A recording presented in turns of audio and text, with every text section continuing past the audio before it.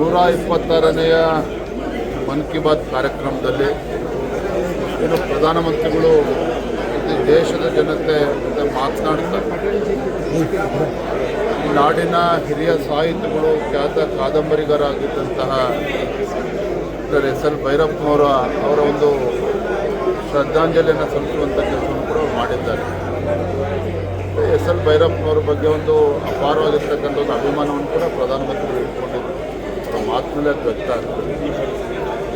ಅದೇ ರೀತಿ ಪ್ರಧಾನಮಂತ್ರಿಗಳು ಮತ್ತೊಂದು ಸಂದೇಶವನ್ನು ಕೂಡ ನೀಡಿದ್ದಾರೆ. ಹಬ್ಬ ಹರಿದಿನವನ್ನು ಆಚರಣೆ ಮಾಡುವಂಥ ಸಂದರ್ಭದಲ್ಲಿ ನಾವೆಲ್ಲರೂ ಕೂಡ ಮತ್ತು ಅಕ್ಟೋಬರ್ 2ನೇ ತಾರೀಕು ಗಾಂಧಿ ಜಯಂತಿ, ಸ್ವದೇಶಿ ವಸ್ತುಗಳನ್ನು ನಾವು ಖರೀದಿ ಮಾಡಬೇಕು, ಸ್ವದೇಶಿ ಚಿಂತನೆಗೆ ಹೆಚ್ಚು ಶಕ್ತಿಯನ್ನು ನೀಡಬೇಕು, ಸ್ವದೇಶಿ ವಿಚಾರದೊಂದಿಗೆ ಭಾರತ ಇವತ್ತು ಅಭಿವೃದ್ಧಿಯ ಪಥದಲ್ಲಿ ಸಾಗಬೇಕು, ಆ ನಿಟ್ಟಿನಲ್ಲಿ ದೇಶದ ಜನತೆಯ ಸಹಕಾರವನ್ನು ನೀಡಬೇಕು ಅನ್ನೋ ಮಾತನ್ನು ಕೂಡ ಹೇಳಿದ್ದಾರೆ. ನಾವೆಲ್ಲರೂ ನಮ್ಮೆಲ್ಲರೂ ಕೂಡ ಕರ್ತವ್ಯ ಇದೆ, ಜವಾಬ್ದಾರಿ ಇದೆ. ಬಹಳ ದೊಡ್ಡ ಸವಾಲು ಇವತ್ತು ದೇಶದ ಮುಂದೆ ಇದೆ. ಇವತ್ತು ಪುಣ್ಯಾತ್ಮ ಪ್ರಧಾನಿ ನರೇಂದ್ರ ಮೋದಿಜಿಯವರ ಸಂದರ್ಭದಲ್ಲಿ ಪ್ರಧಾನಮಂತ್ರಿಗಳು ಆಗಿದ್ದಾರೆ ಅನ್ನೋದೇ ನಮ್ಮೆಲ್ಲರೂ ಕೂಡ ಹೆಮ್ಮೆ.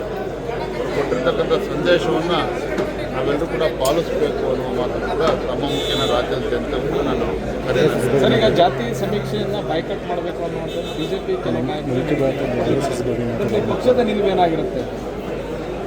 ಎಲ್ಲ ಪಕ್ಷದ ನಾವು ಕೂಡ ಚರ್ಚೆ ಮಾಡ್ತಾ ಇದ್ದೇವೆ. ಅದ್ರ ಬಗ್ಗೆ ನಾವು ಯಾವುದೂ ಕೂಡ ತೀರ್ಮಾನವನ್ನು ತೆಗೆದುಕೊಂಡಿಲ್ಲ.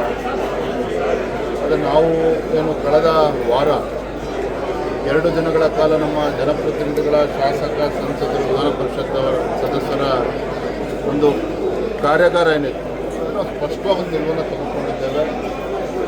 ಧರ್ಮದ ಕಾಲಂನಲ್ಲಿ ನಾವು ಹಿಂದೂ ಅಂತಲೇ ಉಲ್ಲೇಖ ಮಾಡಬೇಕಂತೇಳಿ ಗಮನಿಸಿದ್ದೇನೆ. ಅದ್ರ ಬಗ್ಗೆ ನಾನು ಹೆಚ್ಚು ಚರ್ಚೆ ಮಾಡೋದಕ್ಕೆ ಹೋಗೋದಿಲ್ಲ.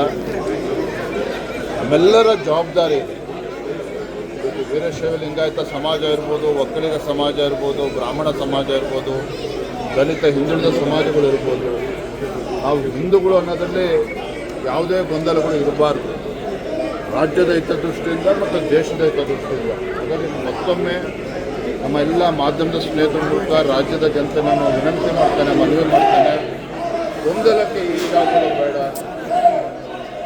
ಧರ್ಮದ ಕಾಲಂನಲ್ಲಿ ನಾವೆಲ್ಲರೂ ಕೂಡ ಹಿಂದೂ ಅಂತಲೇ ನಾವು ಬರಿಬೇಕು, ಉಲ್ಲೇಖ ಮಾಡಬೇಕು ಅಂತೇಳಿ ಮತ್ತೊಮ್ಮೆ